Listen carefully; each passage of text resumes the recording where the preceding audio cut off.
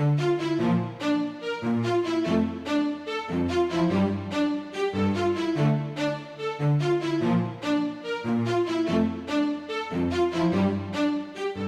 LaBoda, thanks for being here today.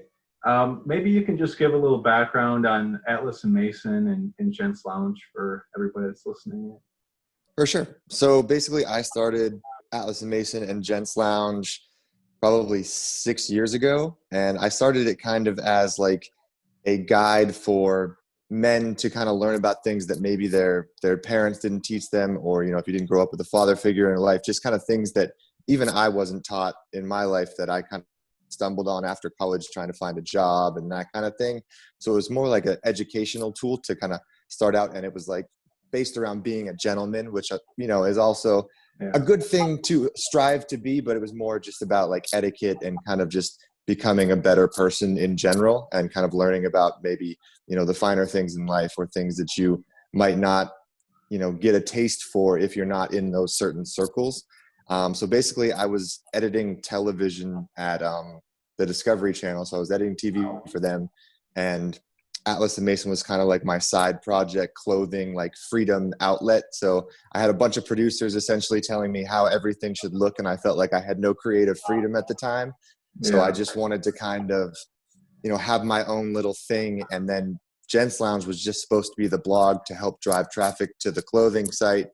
And the blog kind of took off and was doing its own thing. So we put the clothing company on hold, went with what was working, and then have been doing Gent's Lounge ever since. And now finally Atlas and Mason is kind of making a comeback this year. So stoked on that as well.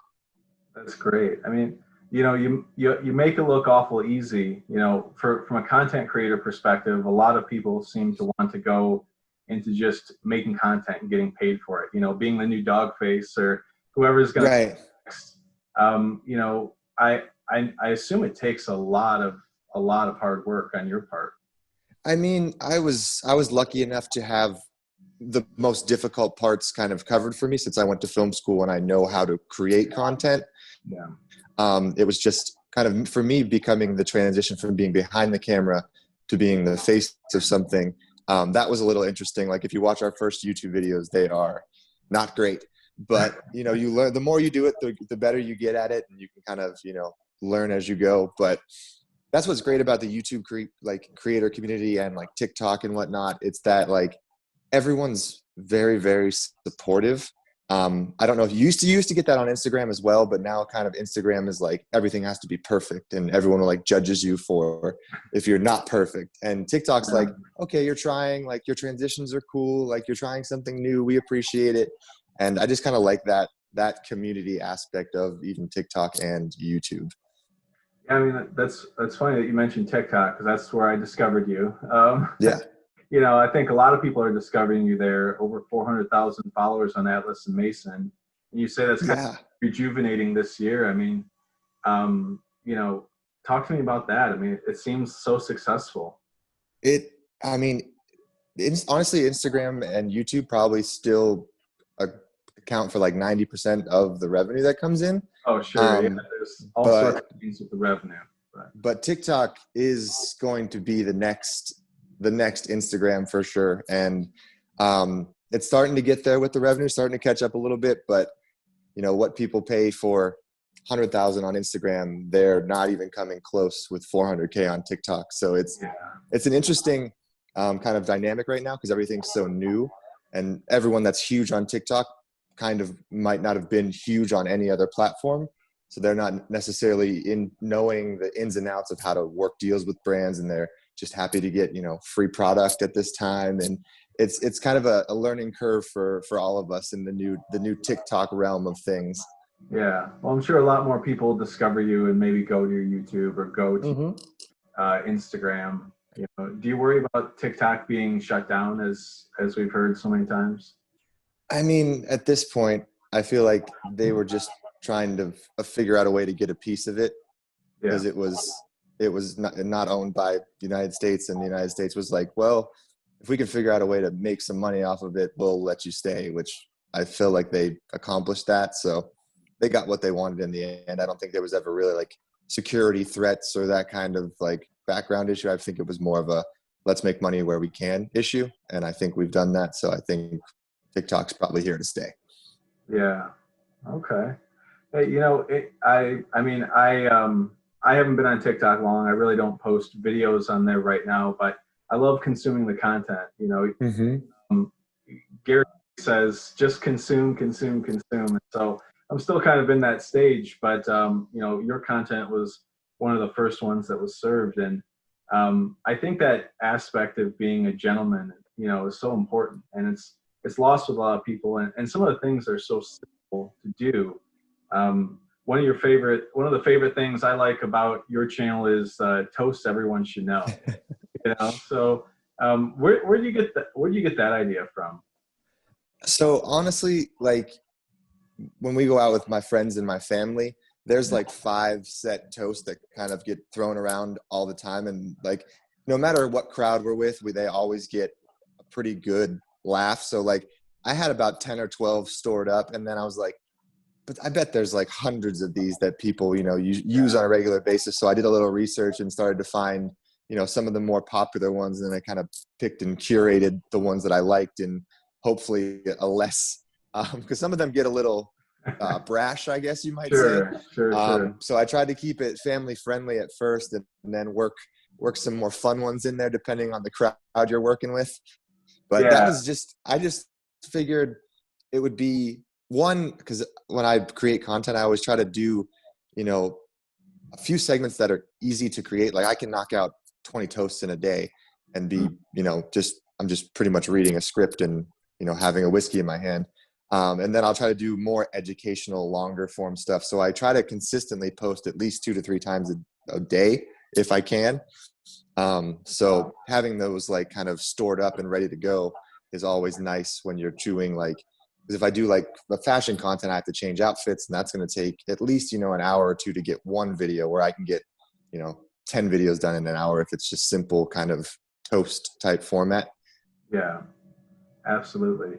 That's going back to being a gentleman. I think that's one of the important things. It's so simple. It's such a small, but when you have that time at the dinner, the client dinner, or a special family event or something, or just your friends at a jazz club, when we can go back to jazz clubs again. Right. It's nice to be able to hold up that that whiskey, whatever you're drinking, and deliver something impactful, even if it's just something humorous. But it's those details, I believe. And I mean, it was never really about like, I feel like sometimes people think gentleman and they think like rich snob also. Sure. And it was never really about, just having that status or anything. It was just kind of things that I wanted to learn about. Like I wanted to learn about whiskey and making cocktails. And, now whenever I go over to any of even my in-laws, like they had like a full-on bar and had no idea what to do with it when I first met my wife. And I came over and I was mixing old fashions and doing whiskey sours, and they're like, "Oh my God, like, who are you? Like, what do you do? Are you a bartender?" And I'm like, "No, I just kind of, picked up a few things that I like to learn about." And, it's beneficial to a lot of people when you take the time to put a little extra effort into learning why, this whiskey's different than this whiskey, or just it's more about education and just kind of passing on the knowledge that I'm like kind of nerdy and like I love, just to other people so they can learn it and know it too.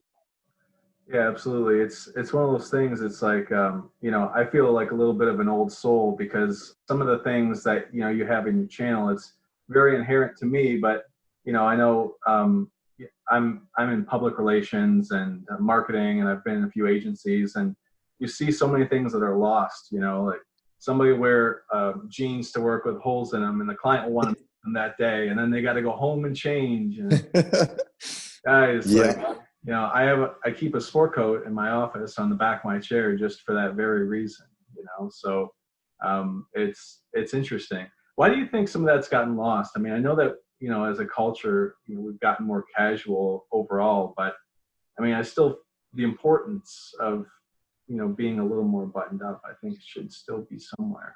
Yeah, I think for a lot of people, the convenience of everything kind of took over, instead of like, it's easier not to care, because if you don't care, then you don't have to try. And, you know, like if you put the time and effort into trying to look good, and then you still kind of, you know, get made fun of or get kind of picked on for what you're wearing, which, you know, even when I'm wearing a suit these days, people are like, do we have a meeting today? Did you just come from a wedding? Like, why do you look this way? Because it's so like, so different than, you know, probably like 20, 30 years ago, when if you showed up in ripped jeans and a holy t-shirt, you'd be like, okay, this is a homeless man.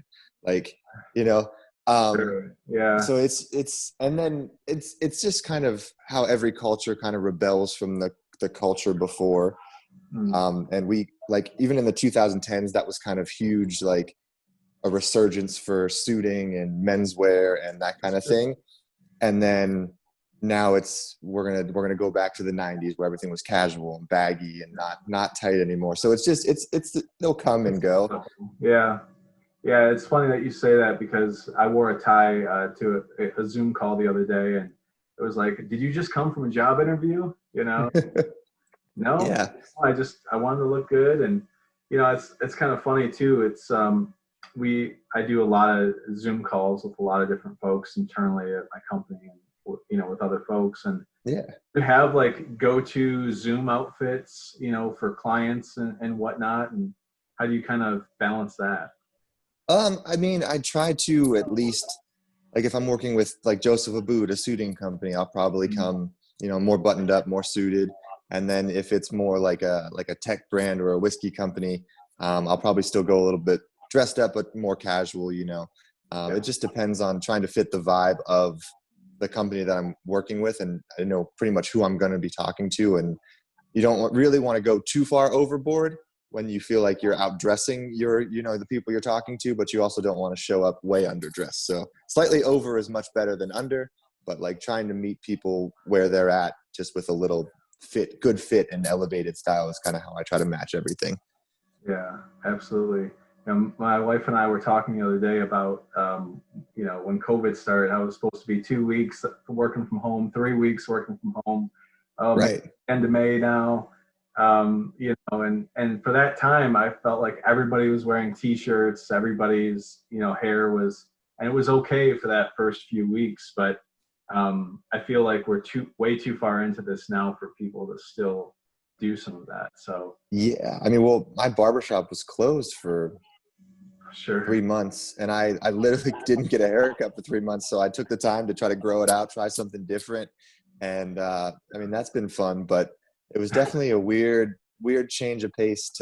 I still kind of dressed up just because I wanted to keep kind of my outfits going and that kind of thing. But it felt like, it also felt kind of like rude to do that as well, because it was like, no one's doing anything. Like, why am I need to put on even like a nice shirt and a, you know, coat or anything, because no one is doing anything. That's true. So, I mean, a lot of influencers took their like the best loungewear in the game kind of posts for their blogs and whatnot to, you know, get you some sweatpants and some UGG slippers for the household when you're going to be home all the time. Yeah. But it's been an interesting 9 months, to say the least. Yeah. No, absolutely. Absolutely. You know, I was reading your TikTok, and I took a few notes here, but one of the things you said, just transitioning a little bit, was, you know, make excuses. It's like the gentlemanly things. And, you know, maybe, you know, sometimes people just make excuses. Everybody's busy. Everybody doesn't have enough time. Yeah. Everybody's, you know, this, and there is an excuse for everything, you know. Of course. So maybe you can tell me your thought process a little bit more about that, because I love thinking that. Say that as much to people though. So I guess mine was more like if you said you were going to get something done, get it done. Like if you told me this is going to be done at this time and we're going to have this delivered to this date, and, you know, the things I need to get my work done, you're going to have them done before I need to start getting them done. That was more, not necessarily like I can't come to brunch this weekend or something, but if you did say you were showing up for brunch, show up. I'm totally okay with people being honest. And I feel like an excuse has become more popular than just being like, I can't go, I've got work to do, or I don't want to go, you know. You just be like, oh no, I got this thing with my family that, you know. And I mean, I guess that's just like an easier way to get off the hook. But, you know, just telling people I got plans, I'm doing something else, or, just being upfront and, hitting deadlines is kind of where I was going with that specific post. Yeah, sure. No, that definitely makes a lot of sense. I mean, there's always deadlines that are going to be missed, but it's more about the communication of, in advance and sort of setting those expectations. Well, exactly. And it's, making sure you're reasonable in your requests as well. Like if I know something's going to take you 48 hours and I give you 36 to do it, I really can't be mad about me not giving you enough time to do the work that you needed to do. Yeah. So it's realistic on both sides of the coin, and I think it's more about like overall consistency too than just a one-time missed deadline. If you're consistently missing deadlines, it's like, okay, so we just either need to schedule more time for you, or we need to figure out what we need to do. Yeah, absolutely. Consistency is a great word. I love that word. I mean, obviously, one of the things that you have to pay really close attention to with all of your channels is just that consistent nature. How do you keep up with that? Well, it's been a lot tougher actually with COVID, and now trying to do 3 channels instead of just 2 as before. So we kind of dialed back YouTube a little TikTok? bit. Yeah, 3 being TikTok. So Okay. TikTok, I kind of just it has been working. So I've been keeping up with Instagram and TikTok really, really well. And then YouTube obviously takes me, kind of 4 times the amount of time to do a video as a picture or even a TikTok video. So we've been trying to figure out ways to, work in the content that we're doing on those 2 other platforms to be more long form. But of course, everything's got to be shot vertical, and then YouTube's horizontal. And it's like, you got to shoot 2 different cameras for the same thing and then cut it into different sections. But it's been a challenge to stay consistent, especially, like Blake and I, my partner in Gent's Lounge, we have like wives and other things that we're doing. And Blake runs his personal accounts as well. And, we try to, at least meet up 2 or 3 times a week if we can. And sometimes we're out of the country. Well, when we could travel, we were out for like, 2 or 3 weeks at a time, and we'd miss 2 weeks. So we'd have to make sure we had enough backlog, which, as long as you plan for everything, it's not too difficult to stay consistent. And we have a pretty like set pattern now that we know how to, formulate and turn content around fairly quickly, more than we did when we first started. But, and we have kind of a little team around us that helps with like editing and that kind of thing. So it's taking a little weight off of our shoulders, but we still got to be in the studio producing the content, which is the hardest thing to stay consistent with. Sure. And trying to do stuff that's like new and interesting. Cause like, you can only put out 5 ways to wear Chelsea boots so many years in a row before, Love Chelsea boots, by the way. Yeah, they're one of our favorite boots as well. And I try to, make the video a little different for maybe new subscribers or whatnot. But it seems like kind of the whole menswear community on YouTube is putting out, the same video, the same week, the same. And I mean, you get a little different perspective from every different person, but it's how do you create fresh content that's educational and, also entertaining. Yeah. So you have to spend quite a bit of time consuming content as well, just to kind of see how styles are changing. Yeah. I mean, because we started out just kind of doing like the sit in front of the camera, and then we would do like another one that was just kind of us like putting on outfits and walking around the city doing like lookbook style, which a lot of people really liked in the comments. But I also felt that we just gave no reason or value to why we put these outfits on. Or, I mean, it just gave you like one idea of something you could copy. But I'm like, there's so many like little tips that I could give you, which is kind of what I enjoy about why, this pant works with this boot, works with this sweater. And then we can add this jacket on top of that, and it's all cohesive. Even if you might not, think of it in general, if you get the fit right, you can pretty much put anything on. Yeah, no, that's a great point. And it's great that you have a team behind you that's helping. I mean, I think one of the important things is, I think sometimes creators get like a bad rap that, maybe they don't, it's not a lot of work, or they're just sitting on their couch all day, or they're just, driving to Venice and grabbing a cheeseburger, Yeah. but I mean, I'm just saying, if anybody thinks it's easy, try to do it consistently for 30 days, and then you tell me. Yeah. Um, 2 to 3 but pieces it's of content every day for 30 days, right? exactly like it's not that it's. I mean, sometimes we feel like it's easy too because like we've been doing it for so long, and you Sure. know And it's fun. we our process is very very locked down and dialed in, and we kind of know, like I can visualize when I'm going to get that cheeseburger and finish all the shots that I need to get, you know, that TikTok video to be right.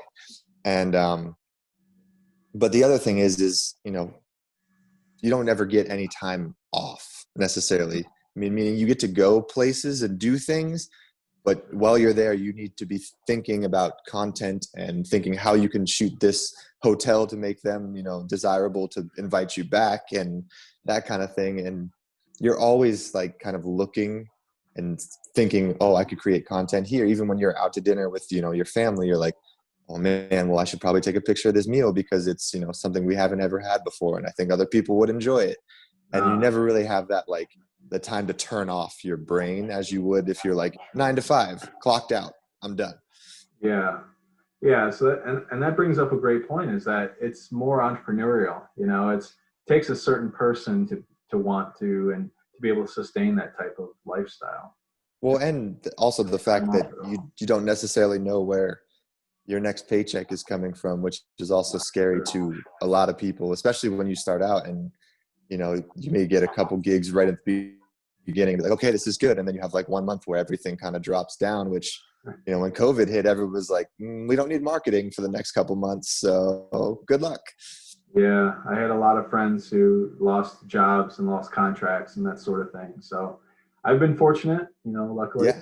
but not everybody has been so fortunate. So Yeah. We were lucky enough to make it through the first couple months. And then I think brands kind of found the way they wanted their voice to sound through the pandemic and whatnot. So sure.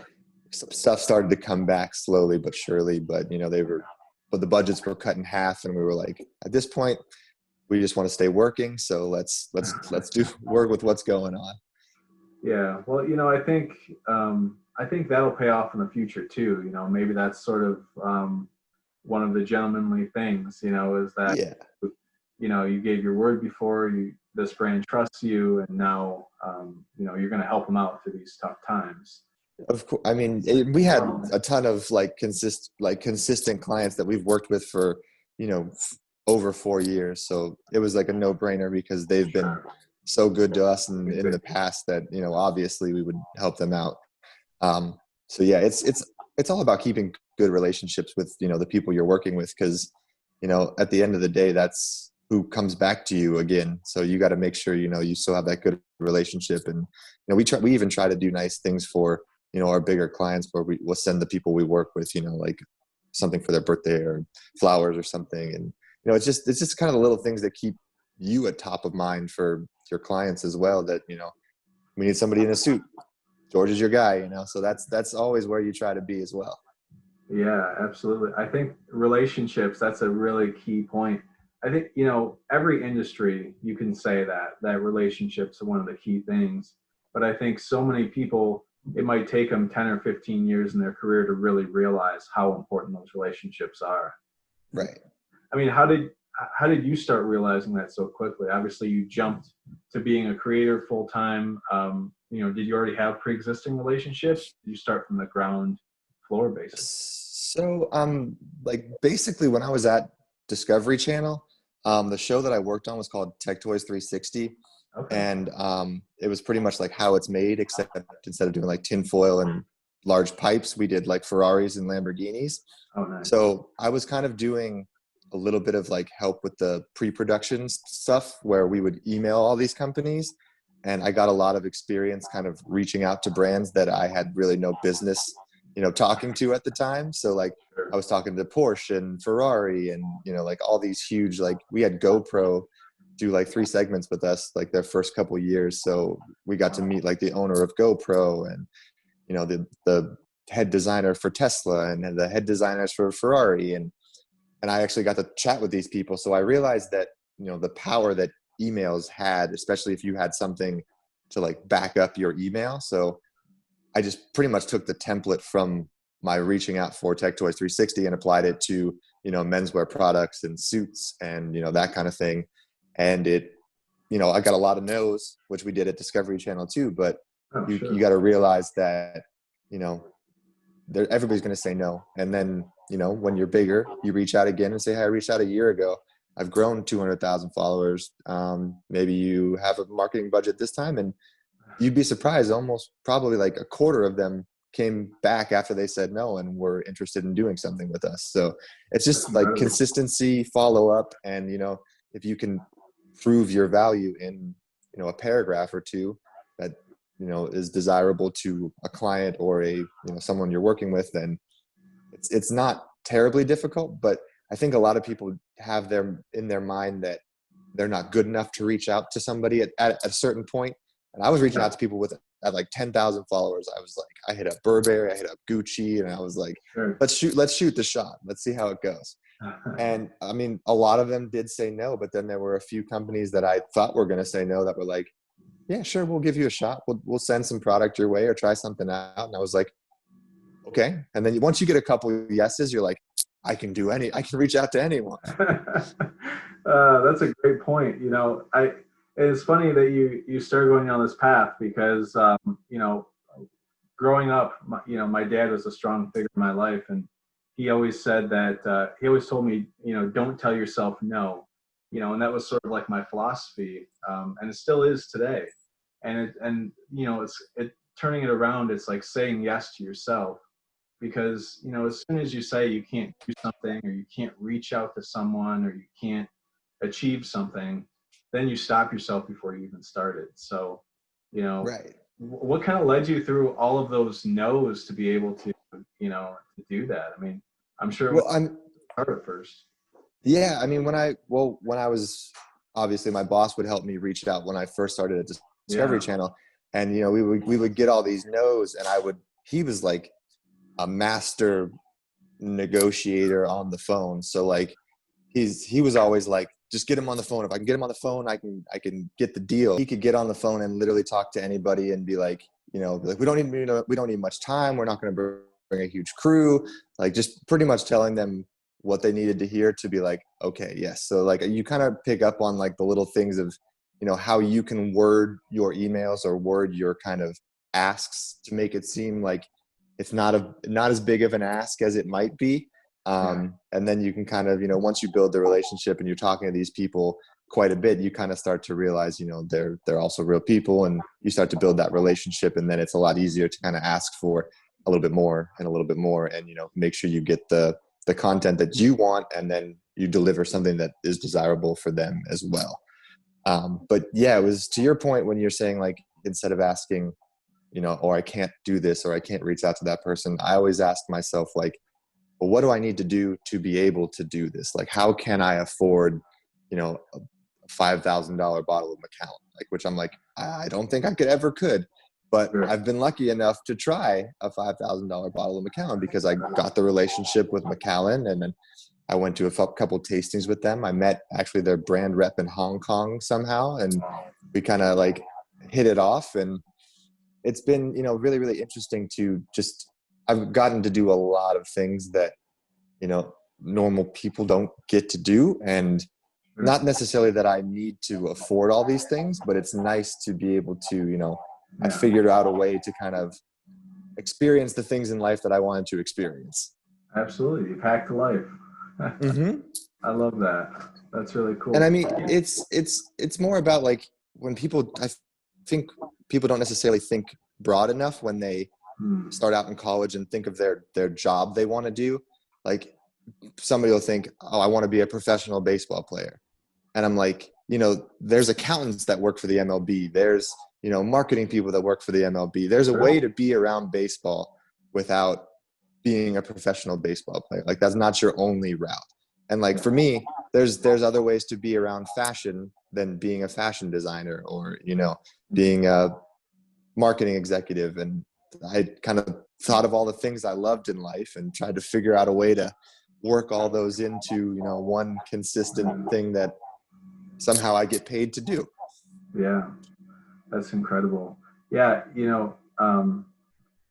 from what you said about working in baseball is interesting because, you know, I have a friend he's a big sports fan, and he started a signing company, you know, and Mm-hmm. he works with retired athletes mainly, some still that are still playing and whatnot, but you know, it's a way for him to have a business, but also to meet all of these people that he's idolized for, you know, so many years. And, you know, we've all idolized, frankly. And, you know, I think that's incredible when you can think outside of the box. But also, it's interesting that, you know, I just remember in high school and college, nobody really did a good job of helping you understand where to go in life. Right. Because you take one of those tests and, you know, it tells you what you could do. And I was on the list everywhere from a farmer to, you know, electrical engineer. And I'm like, no idea what's in between there. Yeah. You know, it's tough. But I mean, your parents are also like, you know, consistency. They want you to be safe. They want the best thing for you. And like, you know, doctor, lawyer, Yeah. I wanted to go to school for pottery. So like, I wanted to be like a potter. And my mom was like, no. So I was like, okay, film school. And she was like, okay, I guess so. So then that was kind of my path. And I was like, you know, planning on making movies and being a director or something. And then I kind of just, you know, pivoted a little bit because I was working there, and then I figured out a way to take my video skills and also everything I love to do kind of, you know, one thing that I wanted to do. Because I never even thought about doing video for marketing or video for those purposes. I was like, okay, you go to film school, then you make movies or TV shows. Like, those are the options. Yeah, absolutely. I mean, never say never. You know, you never know what's going to happen in 30 years. I mean, there's some actors that, you know, producers and directors don't get started until way late in life. Yeah. But, you know, absolutely. I think that's great. You know, how do you do pottery at all, or did you completely just pass on? So I did it in college just as like elective. So I took it all throughout college. And then I kind of, me and my wife have done a few classes, and there's actually a place that just opened up down the block from me that has like a monthly membership you can do. So I'm thinking of just, you know, signing up, getting it as a hobby again, and maybe, you know, selling a few pieces on the side. Yeah.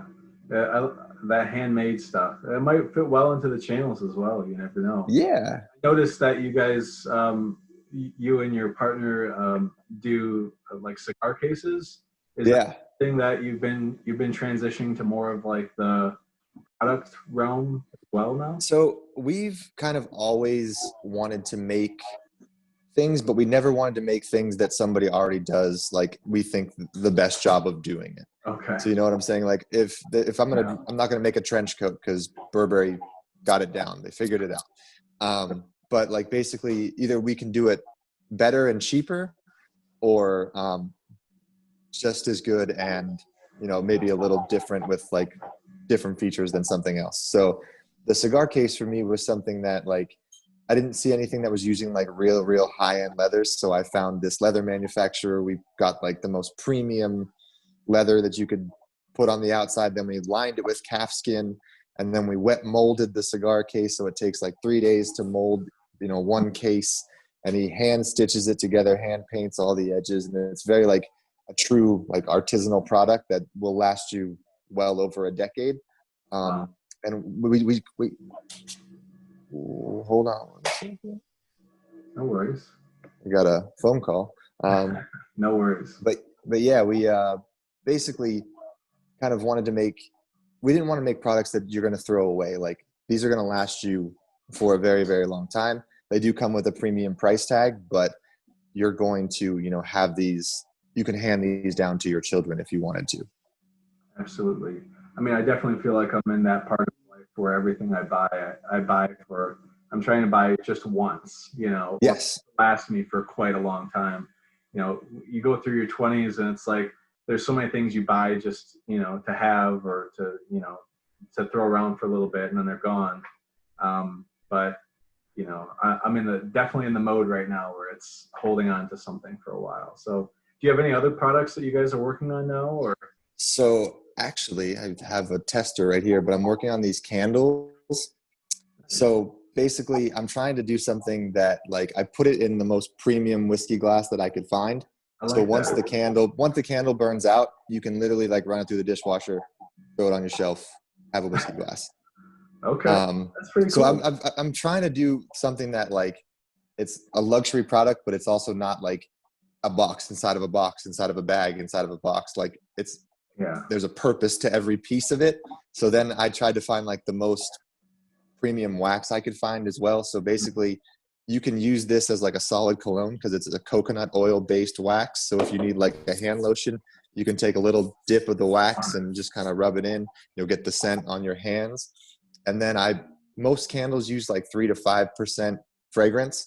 I put 16% in mine. So you'll be able to smell these like before you even light it. If it's in the room, it's going to smell. So you don't necessarily need to write it. And now I'm testing the different wood wicks, so they'll pop and crack like a little fireplace. But I'm trying to find the one that will give me the most hours of burn time. So right now we got one that's going for like 60 hours. So it'll be, it should be, and they hopefully should release next week. So My goodness, that's awesome. So so that's incredible. I mean, you've thought about so many different parts of that product. I mean, did you and your partner have just been working on this yourself, or do you have other people helping you ideate on this? How, basically, like, I have a bunch of candles that have been sent to me from different brands, oh, and they all sure. sell these candles for like $75 to $90 a candle, and it's worse wax, worse wicks, less wax, not as nice of a container. And I'm like, Oh, man, I can do better for that's cheaper. awesome. So I love that. There's got to that be was a better way. my goal. Yeah. I'm sorry, what'd you say? I said there's got to be a better way. That's how Yeah. so many things come about. And I mean, I get that they have their marketing budgets and they need to, cover their costs of their huge companies that they run, but just trying to, give somebody a premium product at a semi-premium price point that you guys can enjoy, as much as you would that $90-$100 candle that's, for the rich of the rich. Yeah, I love that idea that you can reuse it, and it's not just something that you're going to throw out. Because so many candles, when you're done with them, you recycle. I mean, some people recycle it, some people just throw them out. So Right. So, I mean, we spent like 3 times as much as like a normal candle holder, because I was like, I want this to be, on your shelf. And basically you can pull the label off once the label's on there. The end goal would be to get custom like laser engraved in the bottom of the whiskey glass. So you could have a set of branded, Atlas and Mason whiskey glasses. yeah, that would be pretty cool to actually be able to own a set of those. I love that. And so basically I'm also trying to do a little bit of like more of the kind of hype beast mentality of it. So it'll be all limited edition stuff. Like, every label is going to be different after we sell 200 of each. So Okay. you'll never be able to get the same label again. It'll maybe be a different glass with a different, screen print on them. So you'll be able to go on the site and see, which version you bought and how many there were of them. And, Okay. if you want to buy a couple and sell them on eBay, you can also do that kind of thing. So like, I was like a sneakerhead growing up. So I kind of missed that, like, gotta have it mentality of things. So just trying to do a little bit of, fun stuff to make, a luxury brand and a menswear brand a little more kind of young and fun. I love that. I love that. And one of the things that, going back to TikTok for a second, you mentioned on the channel is price doesn't have to equal style, and 100%. so many people, will take the, $1,000 or whatever and spend it on that one really nice suit when you could show up with a suit from Kohl's, Yeah. discount $100, something like that, and still look pretty darn good, as long as you know how to put yourself together. Yeah. Can you talk to me a little bit more about that for a second? I mean, honestly, if on people are just completely lost sometimes. if you understand how things fit your body, you can go literally anywhere and find clothes that work for you. Like, I've done campaigns with JCPenney and I've done campaigns with, Louis Vuitton. So like, honestly, I can find stuff that doesn't fit at both of those places as well. Oh, Um, sure. Yeah. so it's mostly like if you can, especially with menswear and tailoring, like if you find things that fit in the shoulders and like your waist for your pants, everything else can be fit right to your body. You're better off buying things that are a little too loose, not in the shoulders, but everywhere else. And then just having a tailor for probably 30 to 40 bucks, you know, it will be custom to you essentially. And I think a lot of people, you know, don't necessarily know where to find a tailor, or, you know, because even if you hem your jeans that extra half inch or something, if it's like over your shoes a little too much, it's going to make a huge difference in how, you know, your shoes look, your pants look, the rest of your outfit fits together. It's just kind of like the little details that I didn't even know you could do that to your, like, I didn't know you could make a pant leg thinner until I was like 19 years old, like 22 years old. So now that I found a tailor, I buy things that fit. What is that? Sorry. Oh, I buy things that fit in my thighs because I got pretty big legs because I played hockey growing up. And then I'll just taper everything from the knee down to fit the way I need it to fit. Because if I buy skinny jeans, they don't fit me like fit me like leggings.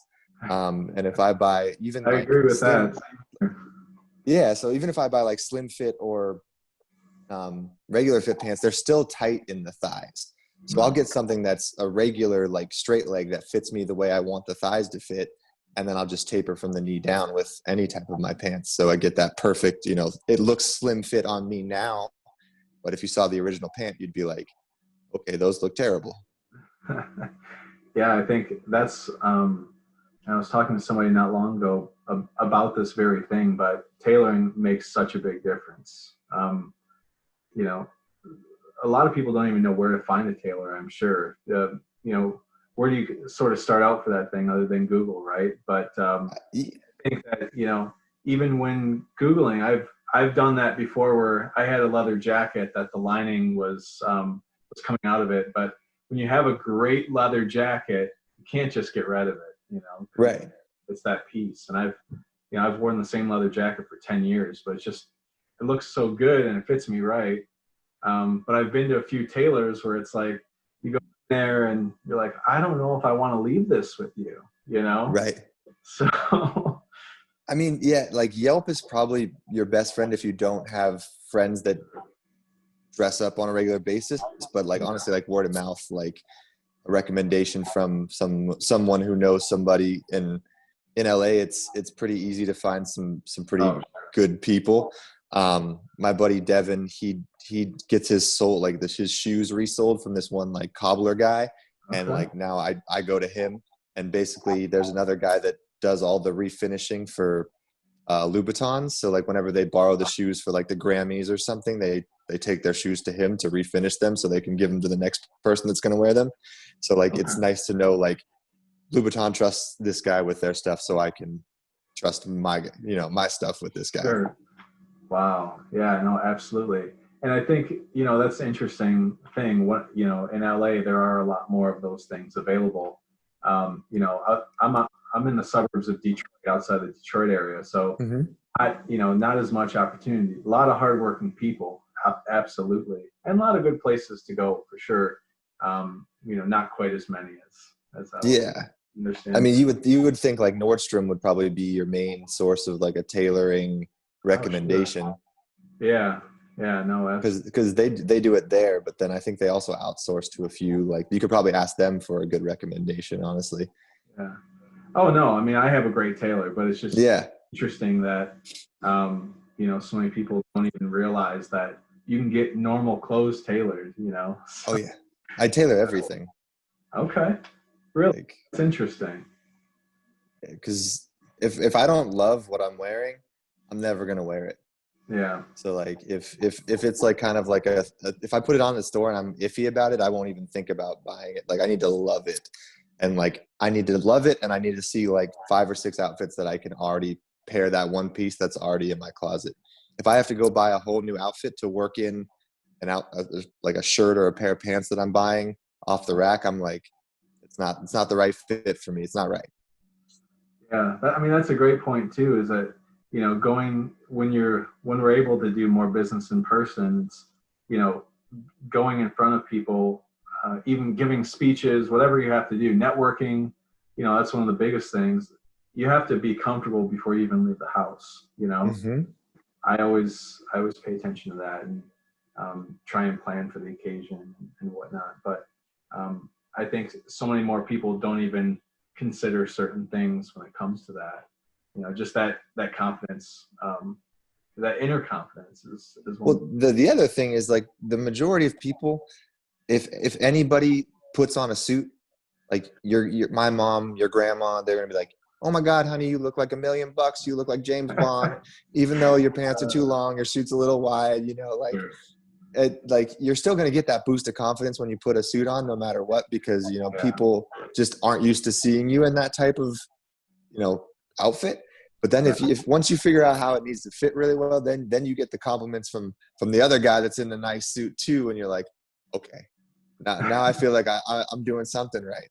Yeah, absolutely. I used to, with my wife, I remember when we were dating, going to different stores, and we always, people knew us at our favorite stores, and we always looked good and everything like that. But we'd go somewhere, and she was trying on shoes or something, and maybe I'd help her. People would come up and ask me like, "Oh, do you have this size?" Does that ever happen to you? At, going to stores, like people think like you're the person, or you're the owner, or something like that. Yeah, a lot of times when I'm in Nordstrom, like, old ladies will be shopping for like their sons, and they're like, "Could you have this?" And I'm like, "Oh, I actually don't work here." And they're like, "Oh, well, you look like you know what you're doing. Could you just like come with me for a second?" And I'm like, I'm a nice guy. So I'm like, okay, like, let's go find something for you. But then I also try to, it's hard to give your opinion when you don't know the person they're buying for. Cause I'm like, you don't know if they're going to like this, cause it could be totally different from their regular style. I would wear it, but. Sure. Absolutely. Okay. Well, I know we're almost at time. What's next for Gents Lounge, Atlas and Mason, for George LaBoda? What's next for you? Yeah. So right now, after we release the candles, I'm actually working on putting a kind of like single barrel bottling club together for whiskeys. Oh, okay. So I've been talking with a few of my favorite distilleries, and I'm just going to try to come out with like Atlas and Mason barrel picks for like 4 over the next year. So like 1 every quarter. And then that will kind of bleed into like a membership for like whiskey events, and hopefully once we can travel, we can meet up in different markets and kind of chat with the people that are in the club. We can taste the bottles. Maybe we can do a trip to Kentucky. So that's kind of going to be the thing in the future, is working on building just like different kind of aspects of the Gents Lounge and Atlas and Mason brand that I think would be a lot of fun to do, and also maybe make a little bit of money. Yeah, no, that's absolutely incredible. Congratulations on that. And thank you. Yeah, and I think that there's going to be so many great things that come out of this COVID pandemic that we have yet to even learn from so many folks. So it's great that you're just hustling every day, and yeah, kudos on that. Thank you. All right. Well, thanks, George, for talking with me today. I really appreciate it. Yeah, I appreciate the invite. All right. Have a great day, man. Thank you very much. All right. Take it easy.